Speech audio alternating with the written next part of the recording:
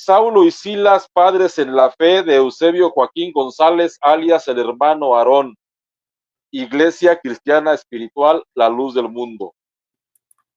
En la narración de la historia de la iglesia tiene que hacerse alusión a estos personajes, pues influyeron en la formación de grupos que más tarde llegaron a integrarse a la Iglesia Evangélica Cristiana Espiritual.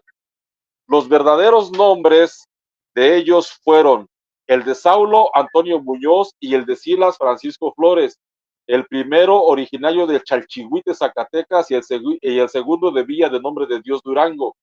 Ambos eran de denominación católico-romana de buena posición económica, que unidos por la amistad realizaron juntos un viaje de negocios a Nuevo Casas Grandes, Chihuahua, donde tuvieron la oportunidad de escuchar a un predicador que respondía al nombre de Agapito Soto. La doctrina que presentaba a oídos de aquellos que se le reunían era muy singular, pues era diferente a la que predicaban las iglesias ya existentes en aquella región. Este predicaba demostrando bíblicamente que Jesucristo es Dios y que el bautismo debe ser en el nombre de Jesucristo. A más de esto, predicaba que el creyente verdadero debe ser santo. Las aseveraciones expuestas por Agapito Soto hicieron mella en el ánimo de Antonio Muñoz y Francisco Flores, los cuales decidieron aceptar el mensaje renunciando a su antigua religión y a sus bienes materiales. Fueron bautizados por Agapito Soto en el nombre de Jesucristo a mediados del mes de mayo de 1924. Pocos días después, lo suficientes para que ellos aprendieran de su padre en el Evangelio, no solo los puntos en mención, sino otros vicios doctrinales, dada la inmadurez del predicador Agapito Soto, como visiones, revelaciones, sueños y otros. Partieron autorizados por él para que predicaran por donde ellos fueran pasando. Llegaron a Villa de Nombre de Dios, Durango, y ahí se dedicaron a evangelizar a sus habitantes. Incluso llegaron a atreverse a interrumpir la celebración de una misa en la parroquia del pueblo, logrando con esto una gran arremetida de los católicos, pues con grande violencia los expulsaron del referido templo. De ahí decidieron salir con rumbo a Torreón. Los vecinos, quienes aún recuerdan a tan legendarios personajes, dicen que estos se habían vuelto locos y, habiéndose dejado crecer el pelo y la barba, se habían ido a pie por la carretera. En los albores del mes de agosto de 1924, a la ciudad de Torreón, Coahuila, se vio llegar estos dos personajes de raro aspecto, uno de pelo lacio y largo, más bajo que los hombros, con barba larga, el otro de pelo ondulado, abultándole grandemente la cabeza, y también con barba larga y abundante. Sus vestidos, aunque sucios, incluían sacos de buen vestir. Su calzado, el de pelo lacio, botas tipo militar, y el de pelo ondulado, simples guaraches. El aspecto de ambos causaba extrañeza y cierto respeto. Su forma de hablar llamaba la atención a los habitantes de esta ciudad. Se proclamaban profetas de Dios. Sus argumentos doctrinales eran el bautismo en el nombre de Jesucristo, la sanidad divina, ungiendo con aceite en el nombre del Señor Jesucristo, el don de lenguas como muestra del derramamiento del Espíritu Santo. Esta doctrina es vigente en la luz del mundo, es la única forma en que se dice que se recibe el Espíritu Santo, por el don de lenguas. También predicaban que el creyente debería llevar una vida completamente apartada del mundo y de todo aquello que tuviera procedencia de la bestia. Cabe aclarar que durante los pocos días que estuvieron en Villa de Nombre de Dios, Durango, se dedicaron a leer la Biblia, y después de conocer y aprender algunos pasajes que vieron que fueron para ellos de mucha importancia, dieron paso a conceder más importancia a las revelaciones y a los sueños venidos, según ellos, por inspiración divina, cosa que trajo como consecuencia el casi desconocimiento de las Sagradas Escrituras, al grado de llegar a enseñar a la gente que ellos no tenían necesidad de leer la Biblia, pues Dios hablaba directamente con ellos. ¿No les parece conocida esa frase? Sí. Mucha gente llegó a creer en lo que predicaban debido a que eran impresionados fuertemente por su aspecto personal y la actitud que los predicadores asumían. Cuando en cierto momento se colocaban con la cara a la pared como señal de meditación y de oración, para después, pasado un momento, volverse a la congregación diciendo: así dice Jehová, y entregarles el mensaje supuestamente revelado por Dios. Esto es importante. Enseñaban que todo aquel que fuese convertido debería de adoptar un nombre bíblico que le revelara el Señor. Por eso Aarón se cambió su nombre y Ángela también se cambió el nombre a Elisa. El nombre original de Elisa era Ángela. Y que todos los que se convirtieren deberían agruparse en un solo pueblo.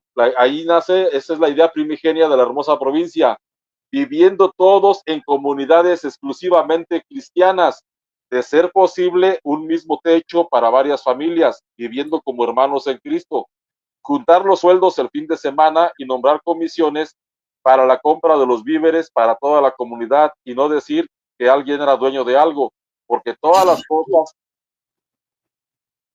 eran de todos y para todos. El medio evangélico de ese 1924 da la presencia de estos hombres en Torreón, Coahuila, y cómo lograron hacer una numerosa membresía.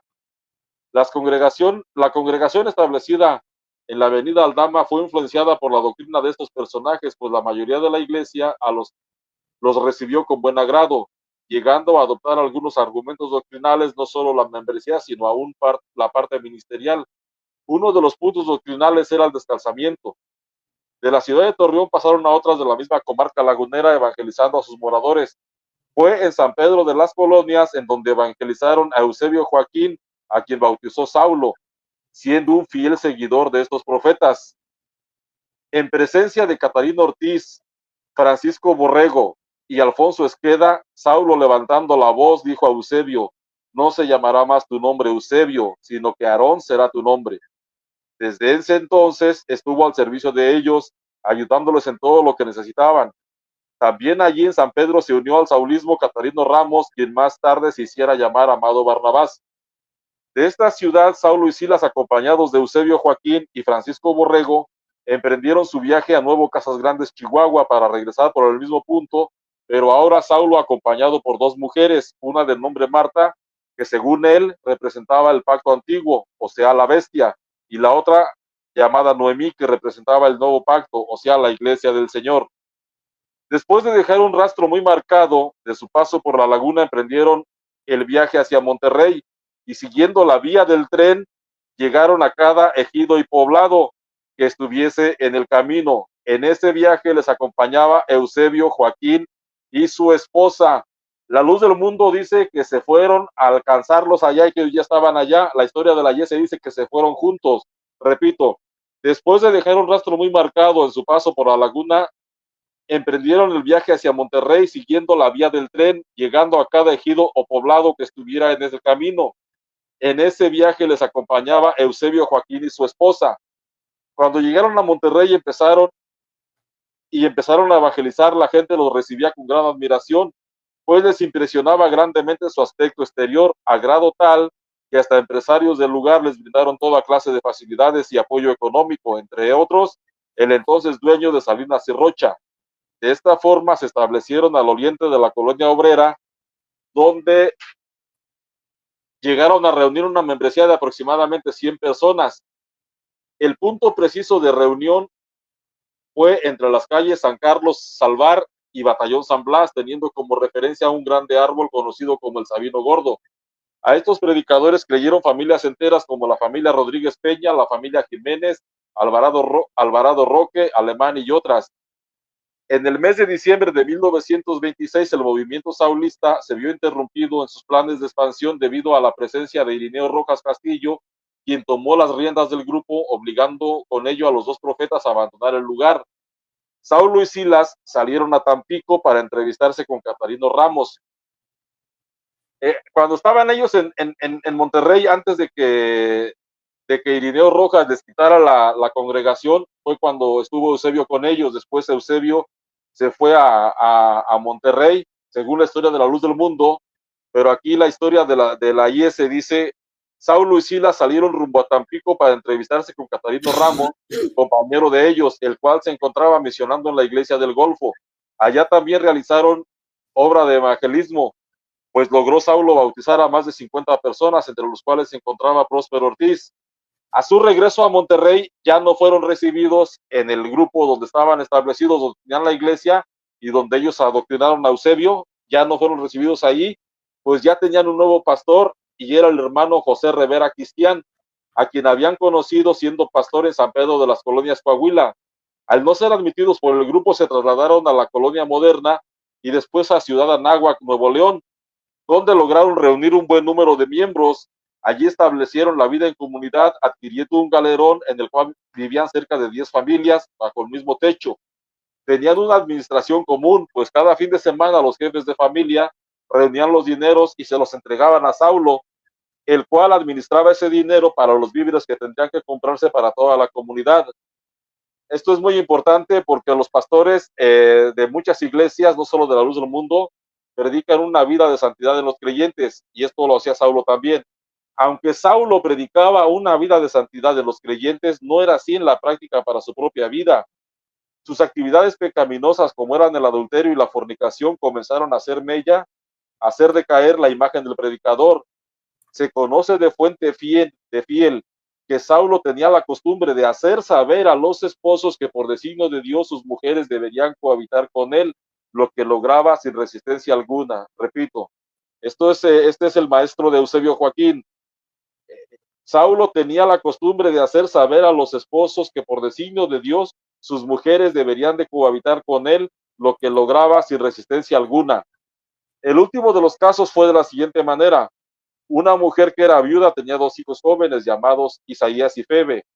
Recibió la noticia de que debería dormir con Saulo porque así le había sido revelado, a lo que ella accedió.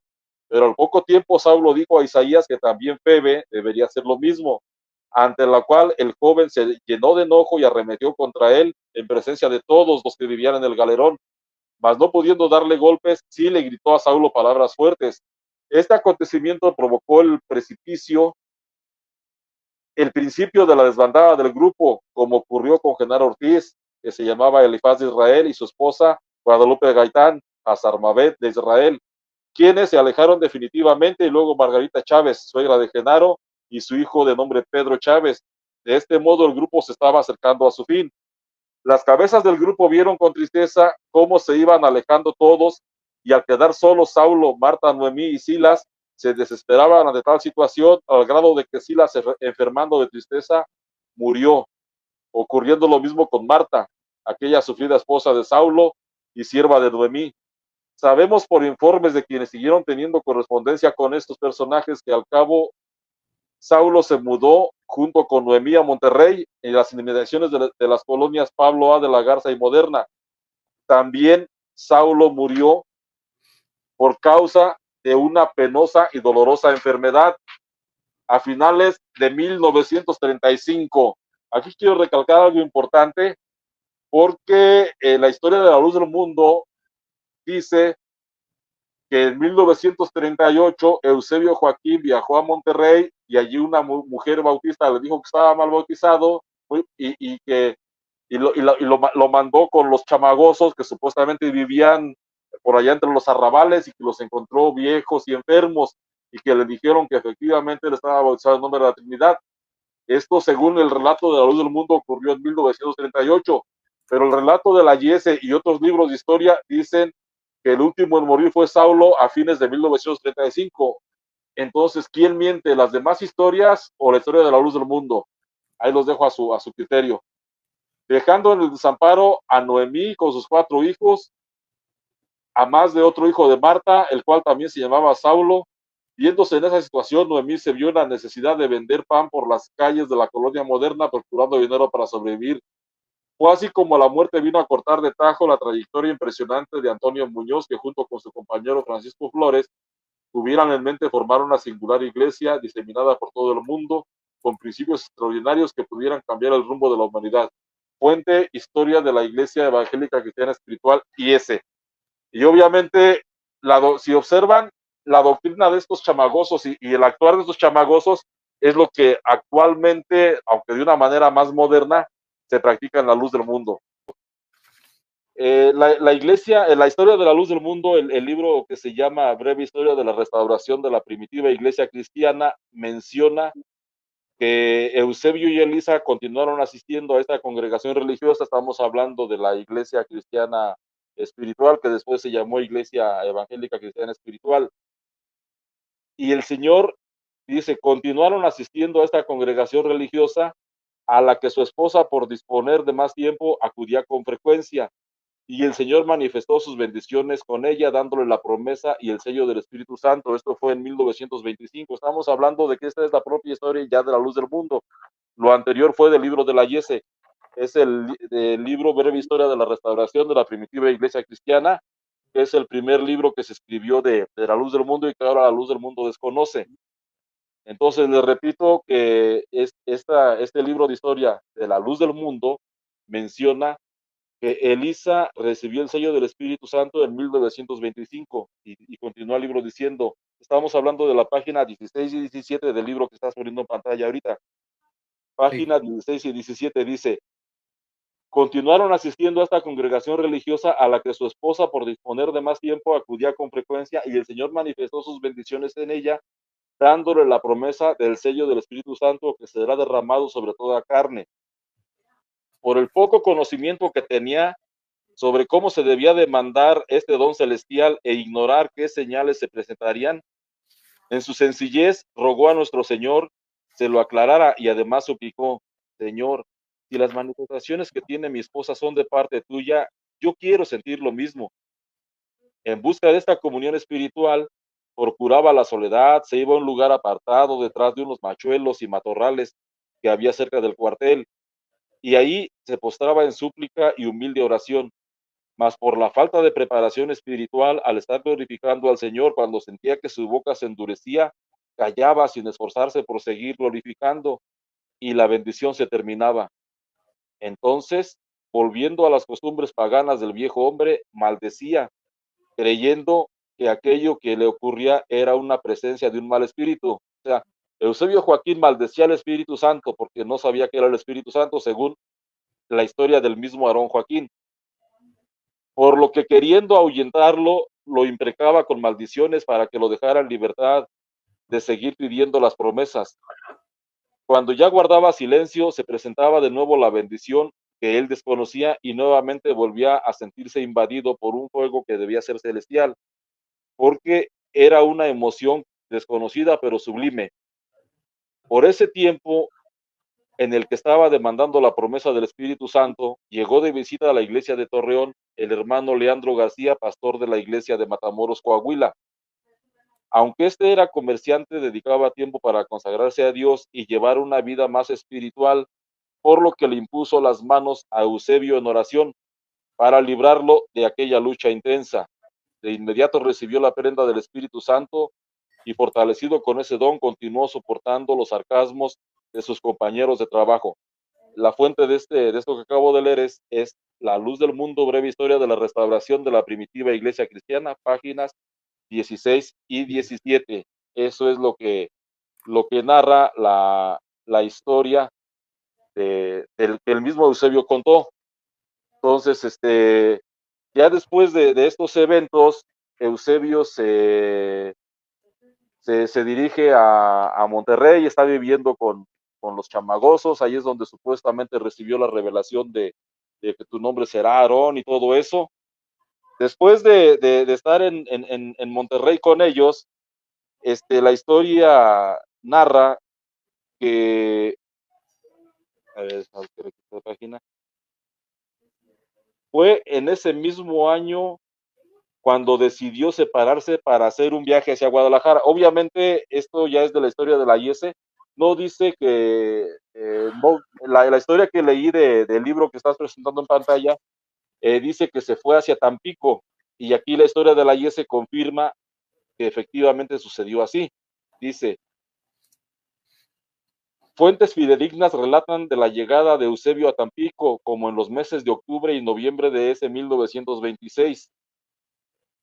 Y estuvo en mi casa hospedado por unos cuantos días juntamente con su mujer y una muchacha que iba con ellos, la cual se llamaba María Jasso. De ahí pasó a la colonia Morelos y estuvo en casa del hermano Cesario Zavala pocos días. Lo primero que hizo fue visitar la casa de oración de la Iglesia Cristiana Espiritual del Golfo, la cual pastoreaba Catarino Ramos, el mismo que se hacía llamar Amado Barnabás y que conocía muy bien a Eusebio. En esa primera vez que estuvo en la casa de oración, habiendo llegado la hora en que se encontraba reunida la congregación en la puerta del templo, Eusebio, este es un evento que ocurrió cuando Eusebio llegó a Tampico, dice la historia de la IS, que se puso en la puerta del templo de rodillas y así avanzó. ¿Has visto como cuando los católicos entran a a la Basílica de Guadalupe de rodillas desde la entrada Sí, hasta el sí, altar, ¿no? Bueno, como una así narra, penitencia. exactamente, así fue como entró Eusebio hasta el altar, Ajá. actuación que no agradó a Catarino, el cual sin hacerle caso prosiguió con el culto. Eusebio se sintió menospreciado y dictó con mucha solemnidad una sentencia que decía: derramaré el mar sobre este pueblo perverso por no haber recibido un siervo de Dios. Después de este incidente, salió del puerto de Tampico, pasando por Ciudad Valles en su paso hacia Guadalajara, donde, según la historia de la Luz del Mundo, llegó el 12 de diciembre de 1926. Ahí se dedicó a combinar el trabajo de evangelismo con el trabajo material para subsistir. Se dice que vendía libros, aunque con muchas dificultades a causa del arraigo católico de la población tapatía. Logró levantar una iglesia en 1931. Esta iglesia llegaba al número de 106 miembros. De esto ya estaba enterado el hermano Francisco Borrego, pues Eusebio sostenía correspondencia con él, ya que los lazos ya que los unían lazos fraternales desde 1924 y 1925, dado que se habían formado juntos cuando convivían en la región lagunera. La región lagunera es toda la zona de Torreón, Coahuila, Gómez Palacio, Durango, Lerdo, Durango, San Pedro de las Colonias. A eso se le conoce como región lagunera por quienes no conocían. En una de sus correspondencias, el hermano Borrego invitó a Eusebio para que asistiera a la convención en Torreón para incorporar oficialmente la obra bueno, aquí dice la iglesia, pero otras fuentes dicen que es lo que era la obrita de Guadalajara al Consejo Mexicano. Fue así como se le encuentra en Torreón leyendo el informe que da de sus actividades evangelísticas durante la primera sesión de la Convención General del Consejo de la Fe Apostólica celebrada en Torreón, Coahuila. Esto es muy importante porque hasta antes de lo que voy a mencionar, Eusebio no tenía ningún puesto ministerial oficial, no era ministro. Dice aquí, el 15 de agosto de 1931, en donde Eusebio incorpora la Iglesia Cristiana Espiritual de Guadalajara al Consejo de la Fe Apostólica, dando el siguiente informe: bautismos 106, nacimientos 10, matrimonios 3, defunciones 3, expulsados 16, total de niños 50, adultos 90. Con esta información queda registrado él como pastor de la misma, a la vez que da a conocer el cuerpo administrativo de dicha iglesia presentándolos como candidatos para el ministerio de ancianos. Ellos fueron los hermanos Jesús Chávez y Rodolfo Garibay. Durante la estancia de Eusebio Joaquín en Torreón, se hospedó en casa del hermano David Albas Cisneros. Bueno, de ahí me voy a brincar un poquito porque no es tan relevante esto. Dice, aparte de los apoyados, brincaron. Tanto el cuerpo ministerial como la iglesia allí reunida se llenaron de alegría al saber que había un numeroso grupo de creyentes de la iglesia cristiana espiritual en la Perla Tapatía. O sea, Eusebio levantó en 1931 la obra para la iglesia evangélica cristiana espiritual en Guadalajara. Y Eusebio fue nombrado encargado de esa obra, de esa iglesia de Guadalajara, pero de la IS. Sigue diciendo, y ante esta congregación un hombre valiente y esforzado en la propagación del evangelio, junto con su distinguida esposa Elisa Flores, halló en la convención de Torreón motivo para alabar a Dios, y no solo los ministros, sino también la congregación. Guadalajara era bendecida por medio de Eusebio Joaquín, nombre con el que quedó registrado en aquella convención. No quedó registrado como Aarón, todavía no se llamaba Aarón, quedó registrado como Eusebio Joaquín, como pastor de la IS el 15 de agosto de 1931. Sin embargo, la historia registra la triste situación de la iglesia de aquella ciudad, ya que sin ser mandamiento de Cristo y apóstoles el prohibir los instrumentos musicales, ni el de aceptar sueños y revelaciones, esa iglesia tomó el camino que chocaba frontalmente con el marco doctrinal definido por el Consejo de la Fe Apostólica, que era el cuerpo dirigente de la Iglesia Cristiana Espiritual. Eusebio no se sujetó al consejo de lo que los ministros le entregaron en el nombre del Señor, ni aun conociendo perfectamente la doctrina cristiana. Cuando recibió la visita del hermano Borrego, lo presentó ante la congregación como su padre en el Evangelio, aunque al parecer en esa ocasión la iglesia recibió la predicación del hermano Borrego. Eusebio repudió toda dirección del Consejo de la Fe Apostólica.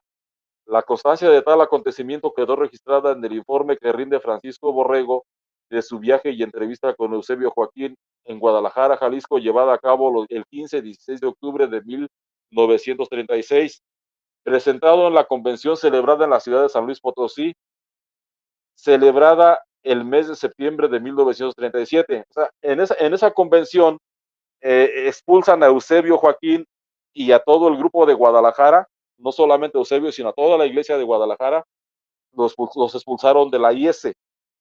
Entonces termina el relato de la IS sobre Eusebio Joaquín diciendo, la vida de Eusebio Joaquín continúa su curso convirtiéndose en el máximo dirigente de una nueva organización evangélica con sede en la capital tapatía. Su vida terminó el 9 de junio de 1964. Entonces, la IS solamente narra de Eusebio lo que, lo que le consta. O sea, lo expulsan de la IS en 1937 y la IS, lo último que conoce de Eusebio es que Eusebio funda una nueva iglesia en la capital tapatía. Se los vuelvo a repetir, dice, la vida de Eusebio continúa su curso convirtiéndose en el máximo dirigente de una nueva organización evangélica con sede en la capital tapatía. Su vida terminó el 9 de junio de 1964. Entonces, eso lo narra la historia de la Iglesia Evangélica Cristiana Espiritual, que en esos tiempos solamente se llamaba Iglesia Cristiana Espiritual. No son dos iglesias, es la misma, solamente que cambió de nombre. Ahora les voy a leer un fragmento de la Iglesia del Buen Pastor, del esbozo histórico del Buen Pastor. Esto lo narra el hermano José María. Dice, por algún tiempo el hermano Aarón estuvo en comunión con la Iglesia Cristiana Espiritual, pues en algunas ocasiones llegó a concurrir a las convenciones que celebraba dicha iglesia en Torreón, Coahuila, y en el año de 1937 fue visitado por el hermano Francisco Borrego y otro hermano de apellido Botello, en su carácter de supervisores de la obra, pues ellos deseaban conocer el estado de la iglesia referente a la doctrina y disciplina establecida en la misma, pero el hermano Aarón, en un sentimiento de santidad y pureza de corazón, había ya, había ya establecido en la iglesia una doctrina y disciplina más estricta y con más fundamento bíblico, y aunque muchos discutieron sobre el particular, ya no fue posible tener ningún acuerdo con ellos, y desde esa fecha el hermano Aarón determinó separarse de la Iglesia Cristiana Espiritual. Para el hermano Borrego, la doctrina y disciplina que el hermano Aarón había implantado en la iglesia era muy extremosa y sin verdadero fundamento bíblico, pero el hermano Aarón lo afirmaba con las Sagradas Escrituras. Esto, el hermano que escribe en ese esbozo histórico de la Iglesia del Buen Pastor, no está hablando mal de Eusebio, al contrario, habla bien, pero confirma que es una separación de la IS, la luz del mundo. El nuevo nombre de la iglesia, esto es a la página 6, voy a pasar a la página 7. El hermano Aarón, después de haber quedado independiente de la Iglesia Cristiana Espiritual, enseguida convocó a todos sus colaboradores para deliberar al nombre que se le diera a la iglesia en el futuro, y después de presentar sus ponencias, llegaron al acuerdo que la iglesia llevara el mismo nombre que ostentaba antes de la separación, es decir, Iglesia Cristiana Espiritual, y que solo se le agregara un nuevo título para diferenciarla, la luz del mundo. Y es por eso que por ahí hay algunas actas que presentó el pastor Gamaliel y que anduvieron circulando, donde el membrete de la iglesia era Iglesia Cristiana Espiritual, la luz del mundo. Entonces, después de ahí, pues ya se procede al bautismo de Eusebio, solamente que la historia de la luz del mundo narra el cuento de que Eusebio en su segundo bautismo, que fue el de Saulo y Silas, estuvo mal bautizado y que ellos bautizaban en secreto la fórmula trinitaria, cosa que no es cierto por lo que leí anteriormente. Eh, Eusebio nunca tuvo contacto con gente trinitaria. Los chamagosos fueron trinitarios cuando eran católicos, pero cuando se convirtieron a la nueva doctrina, ya fueron totalmente cristocéntricos, entonces ellos bautizaban en el nombre de Jesucristo. Aquí eso es una mentira, así como también es mentira el hecho de que Eusebio los haya encontrado en 1938, porque la historia de la IS y otras historias dicen que murieron antes de 1935.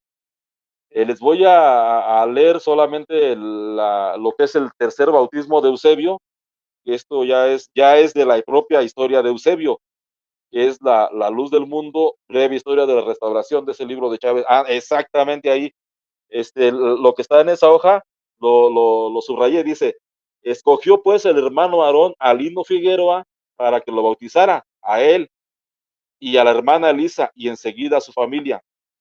De inmediato él bautizó a todo el cuerpo ministerial y así ya hubo pastores que bautizaran a toda la iglesia, lo cual aceptó con agrado. Cuando el siervo de Dios explicó estas cosas, los invitó a obedecer, dejándolos en libertad de aceptar según su conciencia, fe y entendimiento. Este bautismo se efectuó el 27 de julio de 1938 en la casa de oración de la calle 46. Es el tercer bautismo del señor Eusebio Joaquín. Cuando Eusebio se quedó sin ministerio en la Iglesia Evangélica Cristiana Espiritual, se quedó sin ministerio y además porque como se habla de que hay un acta de excomunión, yo me imagino que le invalidaron el bautismo, por eso le ocurrió el bautismo de 1938. Eusebio, al saber que se le quitaría oficialmente en septiembre de 1937 el ministerio de pastor de la Iglesia Evangélica Cristiana Espiritual, el cual ejerció del 15 de agosto de 1931 a septiembre de 1937, que fue excomulgado, dice el libro de Historia de la Luz del Mundo aquí. En 1937 Dios le reveló a su siervo los requisitos del ministro cuando viajaba a la Ciudad de México, de la Ciudad de México a Guadalajara por la Sierra de Mil Cumbres, en un lugar llamado Guajúmbaro, Michoacán. En ese lugar, el carro del hermano Aarón se averió, pues se le rompió la flecha, por lo que hubo necesidad de que Isabel Acevedo, quien lo conducía, se regresara a México. Mientras el siervo de Dios se quedó a su espera en aquel lugar por varios días y habiendo tenido algunos sueños que le inquietaron, despertó una noche a una de las hermanas que lo acompañaban que le solicitara a la señora que les había dado albergue algún ocotito para encenderlo y así poder leer, ya que él deseaba escudriñar las Sagradas Escrituras. Así es que en aquella chocita de zacate donde estaban albergados, Dios le dio a entender el texto de la primera carta de San Pablo a Timoteo. Sintiéndose acongojado, se dijo, ¿y ahora qué hago? Pues consideraba que gran parte de los ayudadores que hasta esa fecha colaboraban con él no llenaban los requisitos. Con todos estos requerimientos que se agolpaban en su mente, se propuso esperar hasta llegar a Guadalajara para declararlo todo. Esta revelación fue por el mes de febrero de 1937, ordenándose poco después a toda la iglesia que examinara su bautismo, si es que lo había efectuado un hermano, fíjate, no dice ministro, un hermano con los requisitos establecidos en la Santa Biblia. Por lo mismo, los bautismos se llamaron de los requisitos y se efectuaron el 3 de junio de 1937 en la casa de oración de la calle 46. O sea que en este bautismo se desconoce un poco porque como no sabía a quién bautizar y Eusebio también se sentía indigno de bautizar, no tenía autoridad, no sabía cómo bautizar ni quién estaba autorizado para bautizar, entonces estaban escudriñando y tratando de descubrir y hacen ese bautismo de los requisitos el 3 de junio de 1937. Yo creo que las personas de la luz del mundo ahora sí que lo que se llama la vieja guardia deben de acordarse de esto. Después, el apóstol Aarón tiene el tercer bautismo por Lino Figueroa el 27 de julio de 1938. Los hechos que de 1938 se narran ocurrieron por una inspiración de Dios, y ahora que todo es pasado, se puede decir que fue el Señor quien quiso estremecer a la iglesia que existía en aquel tiempo, como una prueba de la fe que el pueblo estaba adquiriendo. Así que nada de lo que aquí se relata puede tomarse como producto de la ignorancia, pues era Dios quien estaba acomodando todas las cosas en su debido lugar. Voy a continuar leyendo a lo que llega el dueño del canal. Fue un deseo en el corazón de su siervo, por lo que con suma alegría iba a encontrarse con sus antiguos amigos en la ciudad de Monterrey. Esto ocurrió en 1938 y aquí recordamos que ellos murieron en 1935, según la historia de otras iglesias. Pues él quería llevarles el mejor presente que alguien pudiera ofrecer. Se trataba de la buena nueva que el Señor le estuviera dando por su gracia, por la que quiso regalarle las revelaciones doctrinales que como joyas preciosas le descubría para él y los suyos. Fue así como ya encontrándose en ese lugar de Monterrey y se encaminaba a la casa de unas hermanas que en ese año conociera y a darles testimonio de la iglesia aquí establecida, una hermana ahora presuntuosa y que confesó ya estar adherida a una iglesia bautista, cosa que el hermano Aarón consideró inaudita porque no era posible que dicha hermana retrocediera a grado de confundirse con aquellos hombres trinitarios. Esta llamó a su pastor para que se enfrentara con el hermano Aarón y sus acompañantes.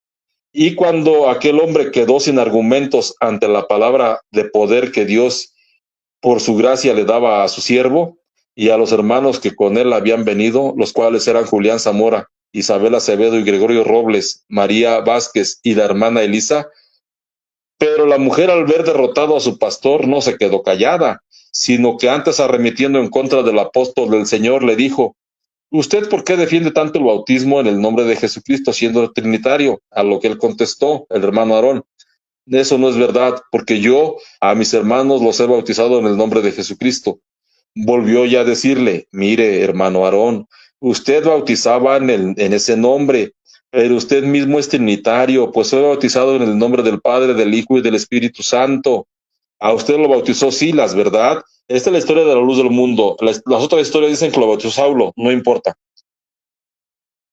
Y si lo duda, vaya a preguntárselo. Él vive todavía al lado de Saulo. Él vive todavía al lado de Saulo, dice aquí. Pero las otras historias dicen que murió en 1935, 3 años antes. Al escuchar estas palabras, el siervo de Dios no esperó más.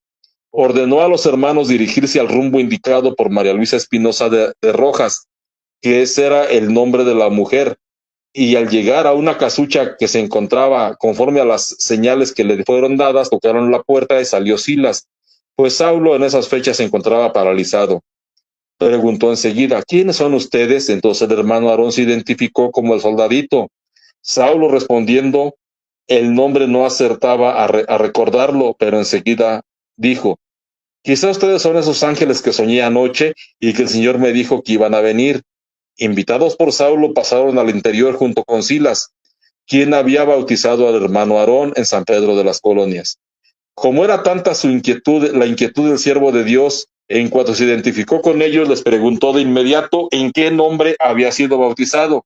Le contestaron que no se dejara engañar, porque habían salido muchos engañadores introduciendo herejías de perdición, diciendo que debían bautizarse en el nombre de Jesucristo, pero que él estaba bautizado según el mandamiento de Mateo 28:19, invocando el nombre del Padre, del Hijo y del Espíritu Santo. Al momento sintió un gran dolor, pues se confirmaba lo que aquella mujer le había dicho, por lo tanto pensó que sus pecados aún no habían sido perdonados. Empezaron a prevenirle de todos esos falsos predicadores, diciéndole que había uno con mayor tenacidad y con mucha persuasión, del cual le pedían que se alejara, diciéndole: ese hombre se llama Aarón, así que tú apártate del tal, por eso has venido, ¿verdad? Pero no tengas temor, nosotros te ayudaremos. No pudiendo callar más el siervo de Dios y con el dolor que le producía aquella revelación, que lo hizo sentir como una hoja de papel en el aire, les declaró lo que Cristo le había enseñado en visiones y sueños y en revelaciones que le fueron dadas, Le citó el capítulo 4, versículo 12 del libro de los Hechos, que en ningún otro hay salvación, y les dijo además que debía cumplir el mandamiento de testificar la verdad como lo hicieron los apóstoles según el Evangelio en el libro de Lucas,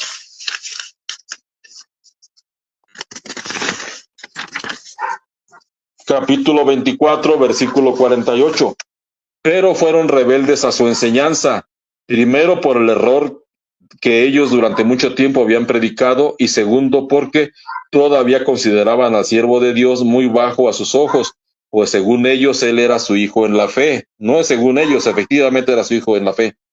Al escuchar estas palabras, fue tan grande la tristeza que se apoderó de su corazón y que le embargó. Aquello casi lo había aniquilado, pues siendo un hombre veraz no podía concebir que en su vida hubiera mentira por tantos años. Él no era culpable y a la vez se sentía con todo el peso de la responsabilidad, pues a cada alma que había escuchado su anuncio y que había creído en él, le decía que el Señor le había hablado y que Dios le había enviado. Tuvo miedo de perecer y no alcanzar la meta, el objetivo de realizar la misión santa que Dios le encomendara, por Dios encomendada. Y la iglesia reflexionaba ensimismado. Sin tener noción de lo que le rodeaba, se quedó mudo con las sagradas escrituras en la mano. Aprovechando ese momento de incertidumbre, Silas le tomó la Biblia, casi se la arrebató groseramente, y al abrirla le dijo: tu Biblia está rayada, ¿no sabes que debe estar limpia? Aquellas palabras no las registró su cerebro, pues no veía, no oía y no vivía. Fue Isabel Acevedo quien, dándose cuenta de tal situación, salió a su defensa diciéndole a Silas: la limpieza no se refiere a las rayas, se refiere a no ensuciarla con nuestros hechos. El hermano Julián también intervino, y al querer responder Saulo impuso su autoridad sobre su compañero diciéndole: Silas, en paz vinieron y en paz despídelos. Tomemos en cuenta que Silas, o sea que esto es un invento de la luz del mundo, porque Saulo y Silas murieron en 1935 y esta narrativa es de 1938. Se fue de inmediato al telégrafo, pues él quería comunicarle a la amada iglesia de Guadalajara la tragedia que estaba viviendo y pedirle su ayuda. En el trayecto su mente daba giros, pues era verdaderamente un torbellino que le llevaba sus pensamientos en un vorágine. Por eso hizo un telegrama para enviarlo al hermano Prisciliano González, quien se había quedado al frente de la iglesia en Guadalajara, en la calle 46. El mensaje decía: hermano Prisciliano, habla a la iglesia que se ponga en oración y ayuno a fin de que Dios solucione un problema de vital importancia, porque no abriré mi boca para hablar del evangelio en tanto que Dios no conteste mi petición. Aunque podía decirse que sus temores eran infundados, pues siendo el elegido de Dios, ¿qué temor podía tener en su vida? Pero él, sin saberlo, se angustiaba a la semejanza de Cristo en el huerto, cuando su aflicción le hizo sentir que vertía sangre en su rostro. Mira nada más, Eusebio lloró sangre igual que Jesucristo. Esta era la realidad en su sentir. Aún tenía el telegrama en su mano cuando le salió al encuentro Irineo Rojas, un hombre que conociera desde su principio y que ahora era dirigente de la iglesia del Consejo. Al saludarlo le dijo: hermano Irineo, acabo de enterarme que estamos muertos en nuestros delitos y pecados, narrándole todo palabra con palabra y sin omitir nada. A lo que Irineo le dijo: déjate de niñerías, cállate la boca, que no comprendes que se te pueden ir todos. Si tú ya tienes mucho pueblo y algunos se te enojarán. Si quieres yo te bautizo y te vas bautizado. El siervo de Dios respondió: si el fundamento no es bueno, ¿cómo se puede edificar? Aquí Eusebio confirma que el fundamento es el bautismo, por eso seguimos insistiendo en que la iglesia se fundó en 1943. Continuó: así llegó a Guadalajara, a la casa de oración ubicada en la calle 46, y habló a los hermanos sin temor, sabiendo y confiando que en el Señor, que eran de Dios, y él pondría los medios para mover sus corazones a la obediencia. Concluyó diciendo: estamos muertos en nuestros delitos y pecados, aunque él no podía estarlo, habiéndole lavado la palabra que recibiera de Dios. Por tanto, el que quiera regresarse a Egipto bien puede hacerlo. Y así fue que lejos de irse los hermanos se fortalecieron más, uniéndose en oración y dijeron en su pensamiento, lo cual después manifestaron: ¿qué más queremos de señal en este varón de Dios que nos habla la verdad? Y aun siendo en daño propio, no cambia su espíritu de rectitud. Y todos a una voz dijeron: creemos en usted y con usted estamos. Todo lo que haga es de Dios. Al expresarlo coincidieron con la segunda de Samuel, capítulo 7, versículo 3. Haz lo que está en tu corazón, porque Jehová está contigo. Y así, obrando de una manera ligera, aunque no se puede tomar como tal, o sea, miren, el apóstol de la restauración obrando de manera ligera, pues todo estaba en el plan de Dios para manifestar a su tiempo la perfección de la doctrina, siendo su sinceridad de que era un siervo de Dios, porque nos decía la verdad. El siervo de Dios, pensando en solucionar la situación, seleccionó a dos hombres, los cuales eran en su aspecto santos, pues tenían un pacto, juramento de no casarse, y como sucedió en el pasado en Primera de Samuel, capítulo 16, versículo 7, todo esto no era otra cosa sino un periodo de prueba. Escogió pues el hermano Aarón al Lino Figueroa para que lo bautizara a él y a la hermana Elisa y enseguida a su familia. De inmediato se bautizó todo el cuerpo ministerial y así ya hubo pastores que bautizaron a toda la iglesia, la cual aceptó con agrado. Cuando el siervo de Dios explicó estas cosas, los invitó a obedecer, dejándolos en libertad de aceptar según su conciencia, fe y entendimiento. Este bautismo se efectuó el 27 de julio de 1938 en la casa de oración de la calle 46. Porque el primer bautismo es el bautismo católico, el segundo bautismo es el que le administraron los señores Saulo y Silas, y el cuarto bautismo, perdón, el tercer bautismo es este que le administró Lino Figueroa. La versión de la Luz del Mundo, que es el libro que estábamos viendo ahorita, es breve historia de la restauración de la primitiva iglesia cristiana, comprueba que la iglesia materialmente inició en 1938, porque en 1939 se construyó el primer templo de la Luz del Mundo. Y eso está en la página 92 del libro La Luz del Mundo, breve historia de la restauración de la primitiva iglesia cristiana, que se dice que es ¿cómo se llama? Lo que está escrito en ese libro, Eusebio Joaquín se lo dictó a Chávez y Herrera. Dice: el hermano Aarón consagra el primer templo de la Luz del Mundo. En 1939 se construyó la casa de oración de la calle 12 de octubre, número 824, y en la Santa Cena que se celebrara el 31 de diciembre, el apóstol de Dios la consagró al Señor. La última Santa Cena que se conmemoró en este lugar se verificó el 31 de diciembre de 1940. Las siguientes se efectuaron en el templo sede de la hermosa provincia. Y aquí ya vamos a entrar un poquito a lo que es la situación de 1942, porque ya después se brinca hasta ahí la historia, la historia de la Luz del Mundo. Estábamos leyendo la propia historia de ellos, que es La Luz del Mundo, breve historia de la restauración de la primitiva iglesia cristiana. 1942 fue un año de pruebas y adversidades que la iglesia sufriera, pues un grupo de inconformes lograron llevar consigo aproximadamente 250 almas de la iglesia de México, de Cuautla, de Cuernavaca, de Ciudad Madero y de San Pedro Toltepec. Estos, instigados por un grupo de colaboradores que habiendo sido distinguidos con el ministerio, se corrompieron, causando tristeza a toda la iglesia que veía cómo, haciendo gala de ingratitud, estos hombres réprobos y falsos, abandonados por Dios, hacían su división definitiva los días 23 al 28 de agosto, manifestándose de esta manera también aquellos que desde el principio estaban para ser desechados por Dios. O sea, desde allí empezaban ellos a ofender ya a la gente y a tratarlos de falsos. Sí. Ellos, fíjate, aquí lo que me llama, voy a brincarme a la página en 93, después te mando por WhatsApp el libro, si no lo tienes, creo que ya te lo envié, y todos los libros que estoy leyendo te los mando por WhatsApp. Perfecto, brother, sí, mándemelos. Y ya tú se los envías a quien te los solicite. Sí. Dice,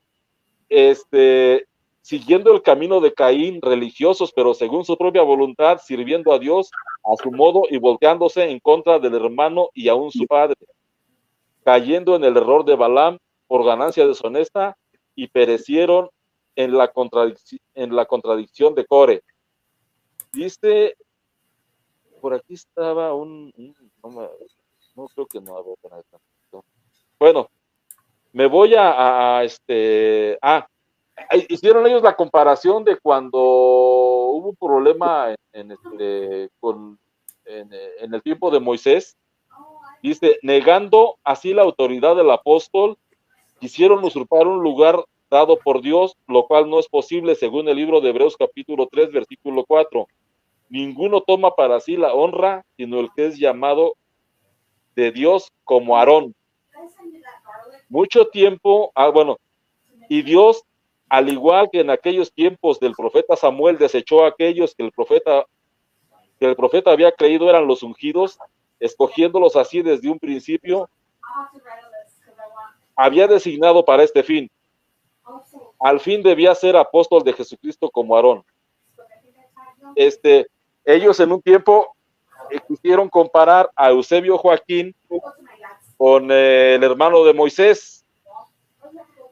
¿Sí me entiendes cómo está la Sí. situación ahí?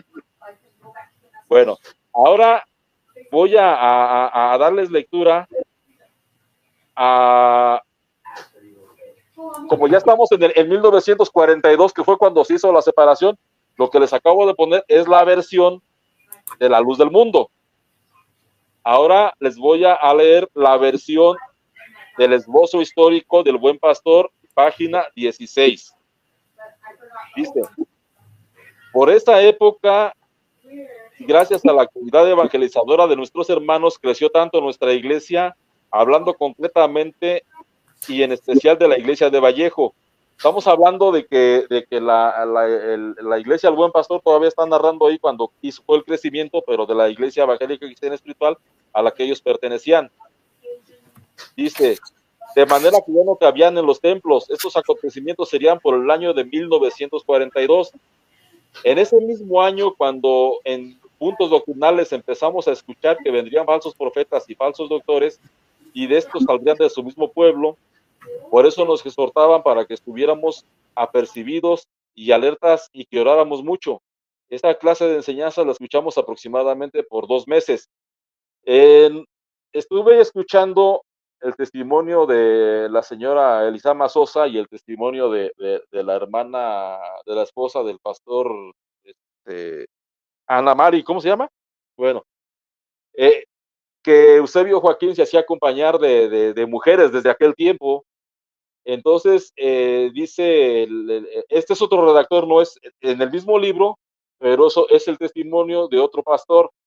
Dice, y aconteció que nuestra hermana Teresa, esposa de nuestro pastor y hermano José María, llegó de Guadalajara y le platicó a su marido que Joaquín Aarón, obispo gobernante, si observa no lo llamaban apóstol, de nuestro movimiento por aquel tiempo se le había festejado su cumpleaños con muchos regalos, que se le habían cantado cantos en su honor, no obstante que nuestra doctrina dice cantar alegres a Dios y no al hombre, así como también no acepta la idolatría hacia los mortales.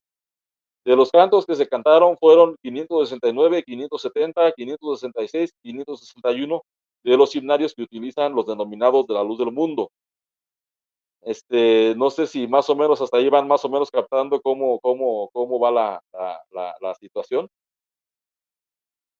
Al enterarse, o sea, se hace la revuelta y empiezan a hacer ya una rebelión y a ponerse en desacuerdo con Aarón, porque Aarón hizo la primera Santa Cena hidrolática. Bueno, la primera Santa Cena la hizo en su cumpleaños en 1941, en agosto de 1941, y el 14 de agosto de 1942 ya la hizo totalmente idolátrica hacia él. Dice en la página 18, casi al final de ese mismo libro, al enterarse Joaquín Aarón del acontecimiento que causó aquí en la Ciudad de México, entre todos nosotros la celebración de su cumpleaños, y que no estábamos de acuerdo, le mandó decir al hermano José María de su próxima visita. Esta fue el 26 de agosto de 1942 y que llegaría en tren por la noche. Así como los siervos de Dios se apresuraron a encontrarlos en la estación de lechería, solo con el fin de que no fueran a dañar a algunos miembros de la iglesia, sino que primero tuvieran una reunión entre ellos para tratar de arreglar las diferencias. Llegaron al templo de Vallejo aproximadamente a las 11 o 12 de la noche, estamos hablando del 26 de agosto de 1942. Dice, este hermano, dice, llegaron al templo de Vallejo aproximadamente a las 11 o 12 de la noche. Este hermano vivía en el templo y esa noche al estar durmiendo desperté, al escuchar voces me levanté y acudí al templo y me di cuenta que era Joaquín Aarón y su comitiva. Aquí hay algo importante, la mayoría puras mujeres que lo rodeaban, y por otra parte estaba el siervo de Dios José María y hermanos que lo acompañaban. Poco después dio inicio a la reunión. Principió Aarón manifestando que sabía que existía descontento en la iglesia por causa de ciertos acontecimientos ocurridos en Guadalajara en cuanto a la celebración de su cumpleaños. Y contestaron los hermanos, sí, así es, no estamos de acuerdo. E intervino el hermano José diciendo, hermanos, sentimos que esta no es la doctrina que usted nos ha enseñado. Hemos reconocido que esta es de Dios porque está basada en las Santas Escrituras, prosiguió diciendo, y no queremos esa clase de festejos, ni que vuelva a repetirse lo ocurrido en Guadalajara.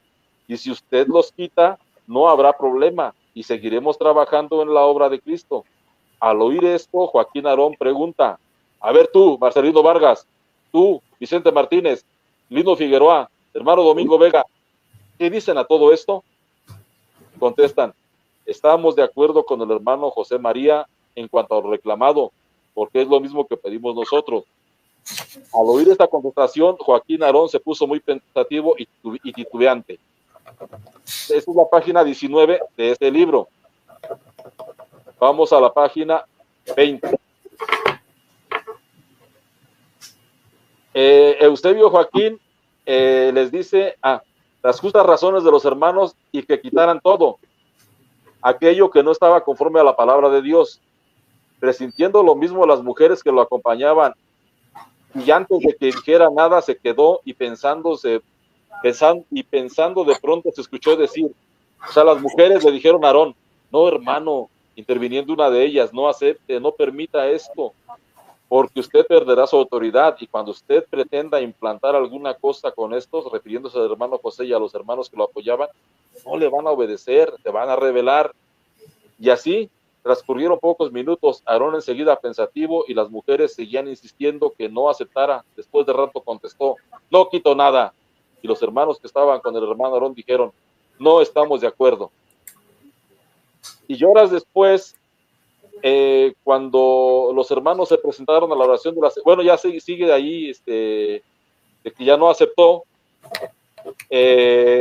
al enterarse, a ver,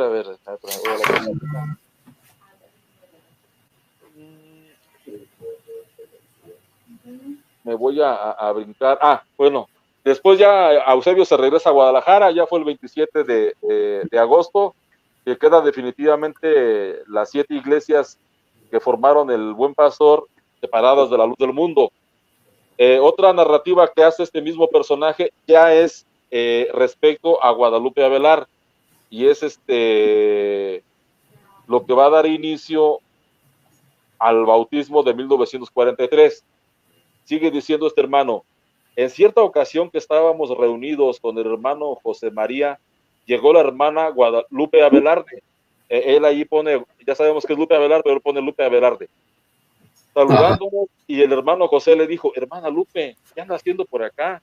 Y ella le contestó, hermano, supe que se habían apartado de Joaquín Aarón y me sentía apoyada, ya que yo también estaba en desacuerdo, pero no decía nada por miedo a que me quitaran a mi madre, porque sepan que sí lo hacían con aquellos que no consentían sus procederes, les retiraban a sus seres queridos, hijos, maridos, padre o madre, envolviéndolos, cautivando sus mentes, y se los llevaban con ellos, alejándolos de sus familias. Por eso Lupe tenía razón en su temor, y siguiendo con la conversación, ella sintiendo confianza, y ya que la falta que a cargo traía ya no la soportaba, y tratando de aliviarla, nos confió su secreto, señalando a un pequeño niño que la acompañaba. miren, este es mi hijo, este niño que es mi hijo lo es también de Joaquín Aarón, el que se dice siervo de Dios. Sí es. Nosotros quedamos sorprendidos, pero al observar bien al niño, nos dimos cuenta de que tenía su mismo color y su misma fisionomía, y ya no tuvimos duda alguna. El niño se llamaba Abel, tendría unos 4 o 5 años.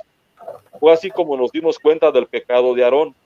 Entonces supimos que lo que nosotros reclamábamos no era nada al compararlo con el pecado de adulterio que él había cometido.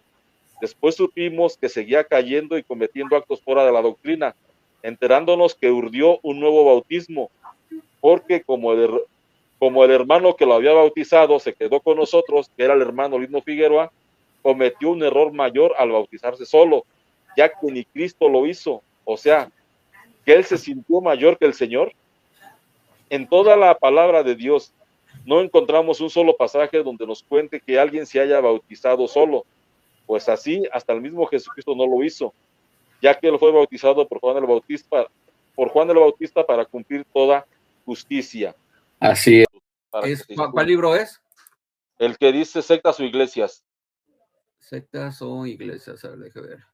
¿Me lo mandó también hoy temprano? Sí. A ver. Bueno, mientras le doy, mira, dice las páginas 289 a 291, más o menos es un pequeño resumen. Dice, en este ambiente tampoco evangélico apareció el 26 de diciembre de 1942 otro escrito en el que se acusaba directamente al hermano Aarón de haber ultrajado a una joven entenada de su mismo padre, o sea, su hermanastra, Su hermanastra. llamada, llamada Guadalupe Avelar. El periódico consigna que el líder se la había llevado desde los 13 años. Yo aquí le puse una anotación al libro. En realidad la niña tenía 11, no tenía 13 años, porque según el testimonio del hijo de Guadalupe Avelar, no, más bien del nieto de Guadalupe Avelar, ella dice que él nos comenta que Guadalupe nació en 1924 y su papá, que fue Abel Joaquín Avelar, nació en 1936. Entonces estamos hablando de que cuando quedó embarazada tenía 11 años por Eusebio. Sí. Ok. El periódico consigna que el líder se la había llevado desde los 13 años, así dice el libro y así lo voy a leer, aunque en realidad tenía 11, a su casa para adoctrinarla.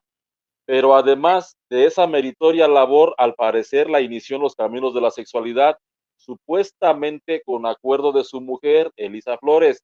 Fíjate que aquí se repite lo que nos comentaba la hermana que dio el testimonio con Luis Carlos Reyes, que no me acuerdo cómo se, que decía que la señora de Samuel la peinaba y le agarraba las manos mientras Samuel la violaba a ella. Y hay, Marta Mesa. bueno, yo no quería decir el nombre, pero ya lo dijo. Sí. Bueno, y así hay otros testimonios donde Eva participaba para violar a las niñas junto con Samuel. Y en las nuevas versiones de ahora del caso de Nazón, hay muchos testimonios de que estando Eva presente, Nazón violaba a las niñas en presencia de Eva, de Alma. Entonces aquí la nota de este libro de Helio Masferrer, que es un señor muy serio, dice, con acuerdo de su mujer Elisa Flores, o sea que con acuerdo de su mujer violó a la niña Guadalupe Avelar. Sí, sí, sí. Y quiero resaltar, brother, que el Abel Joaquín Avelar, el hijo bastardo de Aarón Joaquín, ¿verdad? Creó también una iglesia que se conoce como Iglesia de Jesucristo, ¿verdad? Su hijo hoy es el que dirige esta organización, pero es hijo de Abel Joaquín Avelar, ¿verdad? Hijo de Guadalupe Avelar, que como usted está diciendo, tenía 11 años cuando fue violada por Eusebio Joaquín. Adelante, bro. Mas una vez que quedó embarazada, según el testimonio de la afectada, la mujer de Aarón le proporcionó ciertos bebedizos, pero no pudiendo conseguir el objeto que se proponían y temerosos temeroso el pastor de las consecuencias del escándalo entre los feligreses, se llevó a Lupe hasta la población de Tapachula. Una vez que tuvo el hijo, Guadalupe volvió a Guadalajara. A su regreso, Su regreso provocó las amenazas de muerte de Aarón, por lo que la joven y su madre decidieron presentarse ante el Procurador de Justicia del Estado para levantar un acta. Esto es un resumen de lo que aparece en la nota, porque el encabezado de la nota que apareció el 26 de diciembre dice: un pastor es acusado ante la justicia. Con engaños ultrajó a una joven y posteriormente amenazó con asesinarla. Entonces, ese es el periódico El Occidental de Guadalajara, 26 de diciembre de 1942. Sigue diciendo el libro de Helio Masferrer Khan, que se llama Sectas o Iglesias. Eso está en la página 289 a 291. Dice: en marzo del año siguiente, que es 1943, asumió el cargo de gobernador de Jalisco el general Marcelino García Barragán, el que Aarón, cuando solo se llamaba Eusebio Joaquín González, había servido en el ejército, según el texto de Ibarra. Se dice que llegó a ser el encargado de dar el tiro de gracia en los fusilamientos. ¿Le sirvió la gubernatura de García Barragán al ungido, siervo y elegido de Dios para callar las acusaciones en su contra? Aquí quisiera leer un poco algo. Hay un libro en internet que se llama Los inicios de Aarón Joaquín, escrito por David de la Luz. Voy a leer un poquito nada más el resumen de qué relación tuvo Eusebio Joaquín con Marcelino García Barragán, así bien rápido. Adelante, brother. Ok. Tras la toma de Zacatecas por la División del Norte del Ejército Constitucionalista en 1914, Eusebio Joaquín fue reclutado a los 18 años en hay unas historias que hablan de que Eusebio nació en 1898. Esto confirma que nació en 1896, porque tenía 18 años en 1914 y murió en 1964 a los 66 años. Nació en 1896. En un principio, por su incapacidad y falta de destreza, le asignaron el trabajo de cadete mandadero de oficina en Sonora. El año 1915, Eusebio se dio de alta en el 33º Batallón y es ascendido a sargento segundo. Allí conoce al que fuera teniente Marcelino García Barragán y al subteniente Alejandro Cuevas Gómez, bajo las órdenes del maestro normalista y teniente coronel Paulino Navarro, quien enseñaba a los soldados a leer y escribir en sus ratos libres. Es en el estado de Sonora donde Eusebio Joaquín fue expuesto por primera vez a la intolerancia y represión contra católicos e indígenas. El gobernador interino de Sonora, que en ese entonces, general Plutarco Elías Calles, que contaba con el apoyo logístico de Estados Unidos, modificó el artículo 36 de la Constitución de Sonora para quitarles los derechos de ciudadanía a quienes no fueran partidarios del ejército, constitucionalista. A las tribus yaqui y tribus mayos ordenó deportarlos a lugares de trabajo en el centro y norte del país. Confiscó el Seminario Conciliar Católico y en marzo de 1916 expulsó a todos los sacerdotes católicos del estado, acusándolos de simpatizar con el movimiento de Pancho Villa y el general Maytorena. El 33 Batallón del Ejército Constitucionalista, en el que militaba Eusebio Joaquín, fue parte de los diferentes contingentes enviados en apoyo del gobernador para reprimir la sublevación del pueblo yaqui. Marcelino García Barragán, con el 33º Batallón, participó en la defensa de la ciudad de Chihuahua, asediada por revolucionarios villistas, por lo que logró el grado de capitán segundo de infantería. De nueva cuenta, el 33 Batallón fue enviado en 1918 a someter al pueblo yaqui, que exigía se le devolvieran sus tierras. Por esas fechas, Eusebio Joaquín González fue asignado en 1918 y 1919 a los límites del estado de Michoacán y Guerrero, después Veracruz, donde Marcelino García Barragán vio nacer a su primera hija. Marcelino García Barragán consiguió el grado de capitán primero y después el grado de mayor de infantería en 1920. Ese mismo año, Marcelino García Barragán contrajo matrimonio en Guadalajara y es enviado por el entonces general Paulino Navarro al colegio militar, mientras que Eusebio, ahí fue donde se separaron en 1920, de 1915 a 1920 anduvieron juntos. Mientras que Eusebio Joaquín lo envió a Ciudad Juárez a laborar como celador en las corruptas aduanas del norte de México. La corrupción era tal que llamó la atención del presidente electo Álvaro Obregón, refiriéndose a la corrupción con la famosa frase: ¿quién aguanta un cañonazo de 50,000 pesos? En esa época se formaron movimientos políticos que probablemente influenciaron a Eusebio Joaquín González, entre ellos las alianzas entre bolcheviques mexicanos evangélicos y el propio gobierno, fomentando la difamación, privación de libertades y agresión contra los católicos. A tal grado llegó la propaganda anticatólica que se invadían templos para colgar banderas comunistas en ellos, asesinatos de católicos sindicalistas y actos de terrorismo en 1921, con bombas inclusive en la Basílica de Guadalupe y en la Casa del Prelado de Guadalajara y en la Ciudad de México. Todo eso andaba haciendo Don Chevito antes de ser evangelizado. En 1943, Eusebio Joaquín fue encarcelado con un expediente criminal de 54 páginas con acusaciones tan graves como asesinato y violación de menores. ¿Te acuerdas que Nazón dijo que Eusebio fue encarcelado, ah? Sí, sí, sí, lo dijo. Ok, bueno. Estando en los separos de la policía, esto ocurrió ya en 1943, ¿eh? Sí. Estando en los separos de la policía, uno de los comandantes reconoció a Eusebio Joaquín como excompañero del reciente electo gobernador de Jalisco, Marcelino García Barragán. Se ordenó destruir el expediente, liberar a Eusebio y fue invitado a comer con el gobernador. Literalmente Eusebio recibió el poder, pero no divino, sino terrenal, bajo el protectorado y carta blanca del gobernador. Eusebio Joaquín González restauró la Iglesia Cristiana Espiritual Evangélica de Guadalajara el 18 de julio de 1943, al bautizarse solito. Este, este fue su cuarto bautismo y pasó a formar parte del corporativismo del revolucionario del partido del PRI.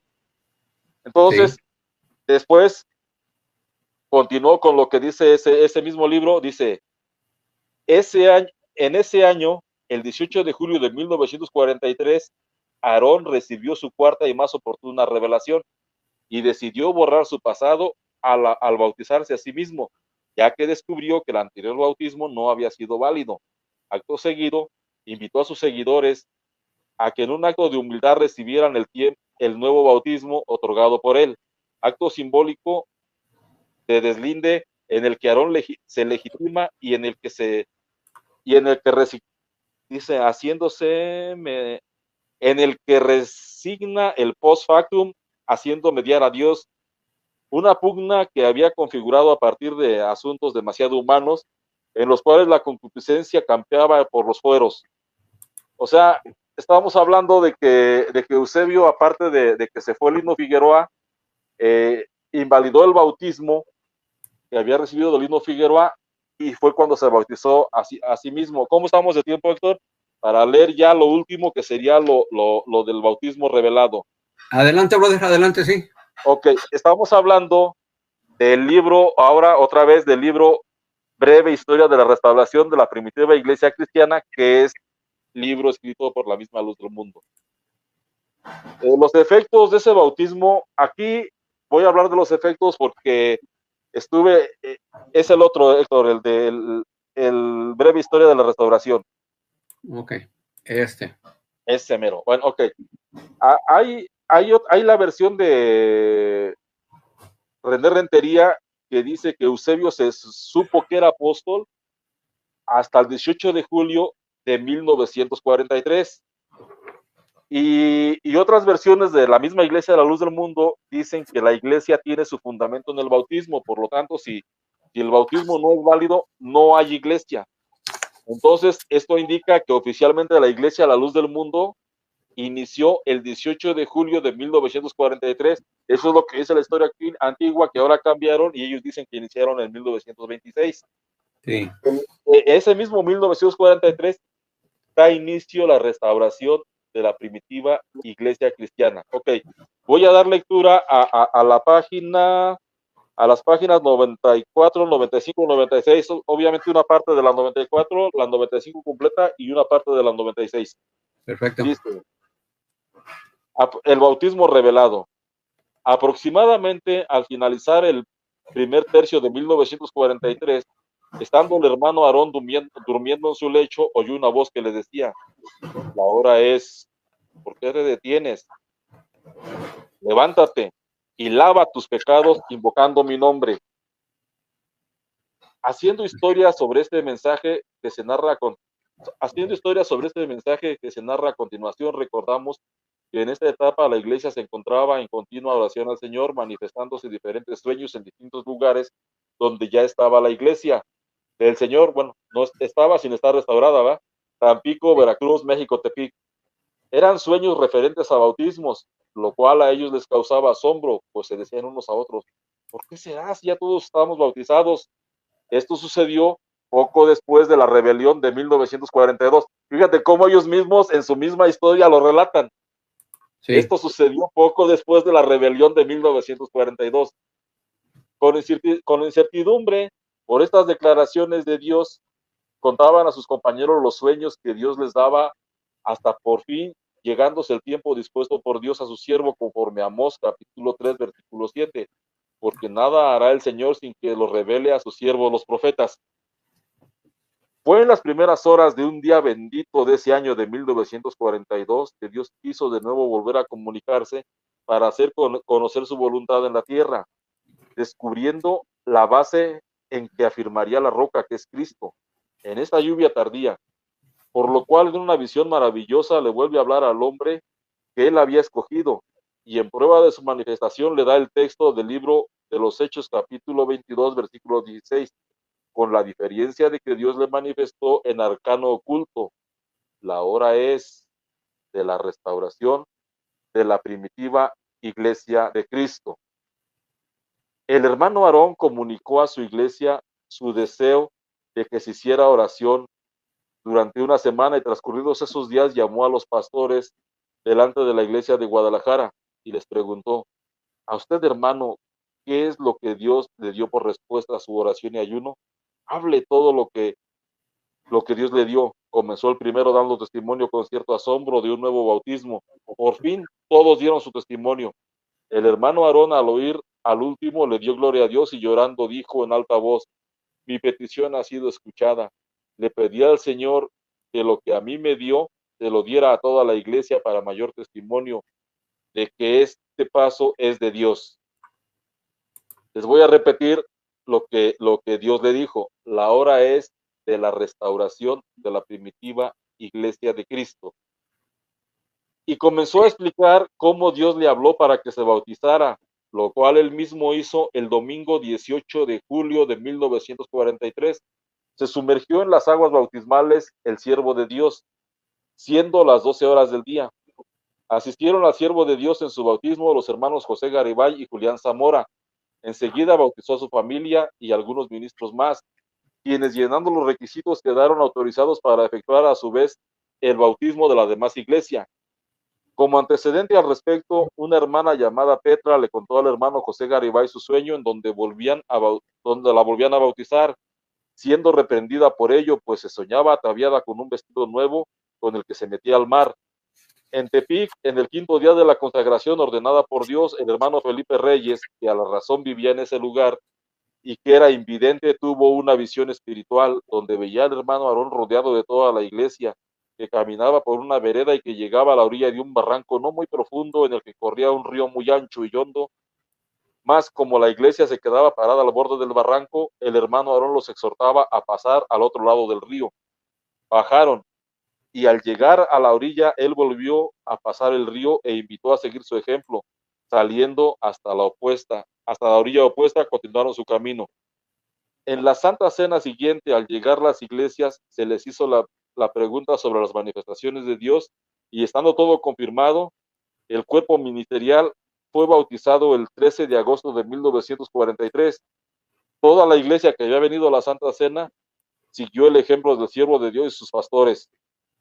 Y así es como termina ese libro que tenemos en pantalla, que es La luz del mundo, breve historia de la restauración de la primitiva iglesia cristiana. El primer libro de historia de ellos, que se escribió en 1976, que se llama La luz del mundo, breve historia de la restauración de la primitiva iglesia cristiana, páginas de la 27 a la 29, se narra este mito, y está muy, muy bien elaborado, pero es una piratería del llamamiento de Abraham. Les voy a leer las tres llamadas que tuvo Aarón Joaquín.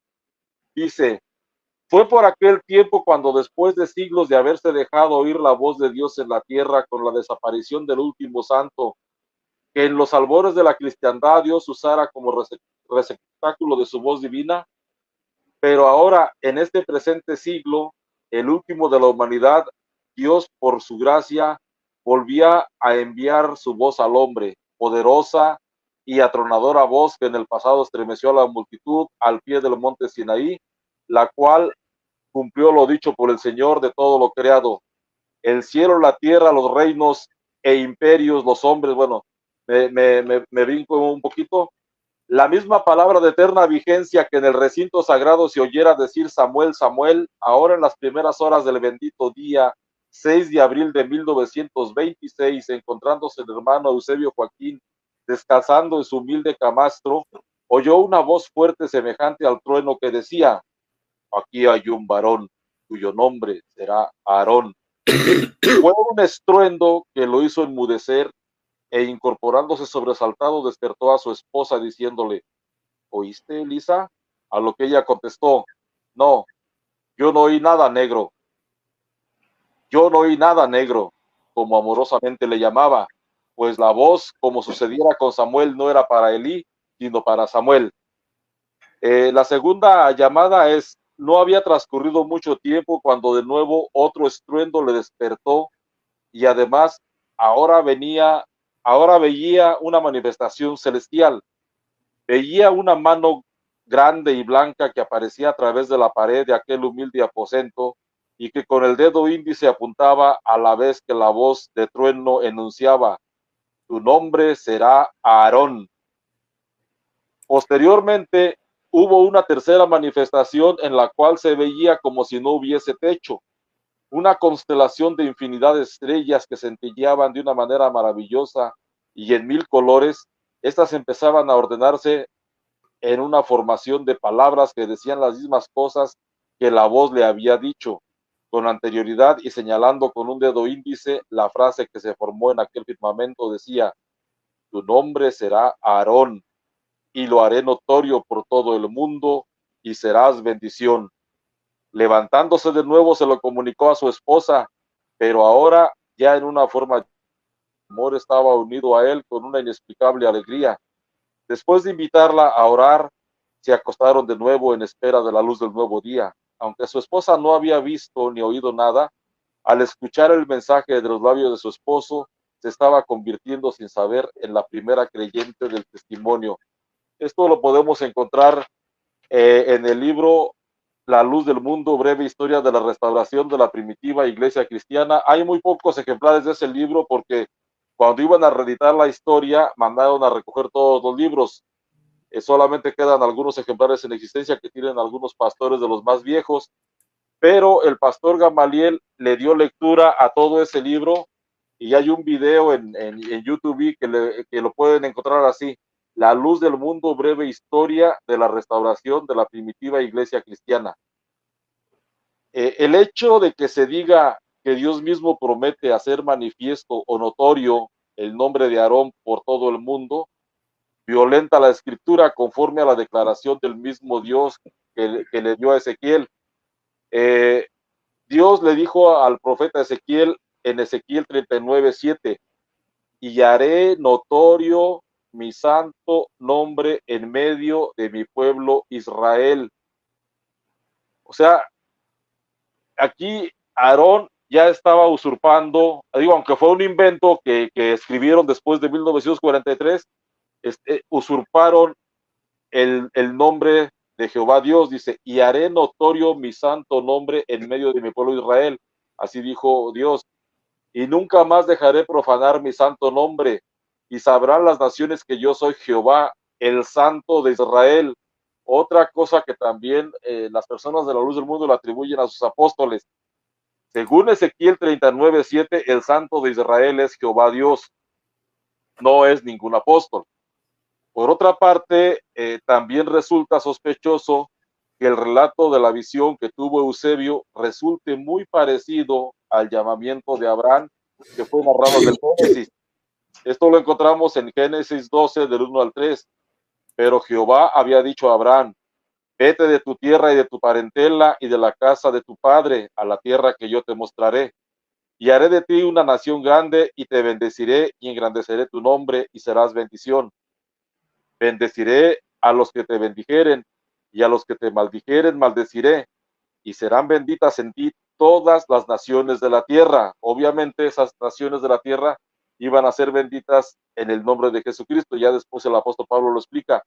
¿Y en qué consistían las palabras? Y serás bendición, con las que termina el texto Génesis 12 del 1 al 3. Voy a leer Génesis 22, 18. Y llamó el ángel de Jehová a Abraham por segunda vez desde el cielo y dijo, por mí mismo he jurado, dice Jehová, que por cuanto has hecho esto y no me has rehusado a tu hijo único, de cierto te bendeciré y multiplicaré tu descendencia como las estrellas del cielo y como la arena que está en la orilla del mar, y tu descendencia poseerá las puertas de sus enemigos. En tu simiente serán benditas todas las naciones de la tierra por cuanto obedeciste a mi voz. Génesis 22, 18. En tu simiente serán benditas todas las naciones de la tierra.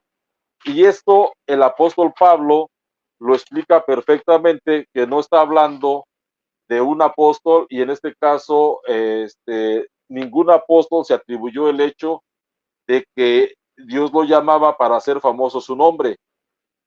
Dice el apóstol Pablo, hermanos, hablo en términos humanos. A Abraham fueron hechas las promesas y a su simiente, no dice a las simientes como si hubiese de muchos, sino como de uno, y a tu simiente, la cual es Cristo. Entonces el apóstol Pablo se refiere, dice desde el versículo 6, así Abraham creyó a Dios y le fue contado por justicia. Sabed por tanto que los que son de fe son hijos de Abraham. Y la escritura, previniendo que Dios había de justificar por la fe a los gentiles, dio de antemano la buena nueva a Abraham diciendo, en ti serán benditas todas las naciones, de modo que los de la fe son bendecidos por el creyente Abraham. Porque los que dependen de las obras de la ley están bajo maldición, pues está escrito, maldito todo aquel que no permaneciera en todas las cosas escritas en el libro de la ley para hacerlas, y que por la ley ninguno se justifica para con Dios. Es evidente porque el justo por la fe vivirá, y a la ley y no es de fe, sino que dice, el que hiciere estas cosas vivirá por ellas. Cristo nos redimió de la maldición de la ley, hecho por nosotros maldición, porque está escrito, maldito todo el que es colgado de un madero, para que en Cristo Jesús la bendición de Abraham alcanzase a los gentiles, a fin de que por la fe recibiésemos la promesa del Espíritu. Hermanos, hablo en términos humanos, un pacto, aunque sea de hombre, una vez ratificado, nadie lo invalida ni le añade. Ahora bien, a Abraham fueron hechas las promesas y a su simiente, no dice a las simientes como si hablase de muchos, sino como de uno, y a tu simiente, la cual es Cristo. Gálatas 3, del 6 al 17. Supuestamente, Dios le dice que haría notorio su nombre a Aarón Joaquín González por toda la tierra, y esto es totalmente opuesto al mensaje de predicación encomendado por Cristo a sus apóstoles, ya que el nombre que deseaba que se conociera no era el de Pablo, Pedro, ni el de ninguno de los 12, sino el de Cristo. En Lucas 24:47 encontramos, y que se predicase en su nombre, ahora obviamente en el nombre de Jesucristo, el arrepentimiento y el perdón de pecados en todas las naciones, comenzando desde Jerusalén. Y aquí vemos que el llamado es muy tonta, muy absurda la forma en que redactaron eso, porque según el llamamiento que Dios le hizo a Aarón, fue para hacerlo famoso. Y el apóstol Pablo dice, el Señor le dijo, ve, le dijo a Ananías, ve porque instrumento escogido me es este, para llevar mi nombre en presencia de los gentiles y de reyes y de los hijos de Israel, porque yo le mostraré cuánto le es necesario para padecer por mi nombre. El nombre que iba a ser llevado a todo el mundo, a todas las naciones gentiles, era el nombre de Jesucristo, no el nombre del apóstol Pablo ni de ningún otro apóstol. Así es. En A los apóstoles se les encomendó la misión de manifestar el nombre de Jesucristo entre los gentiles.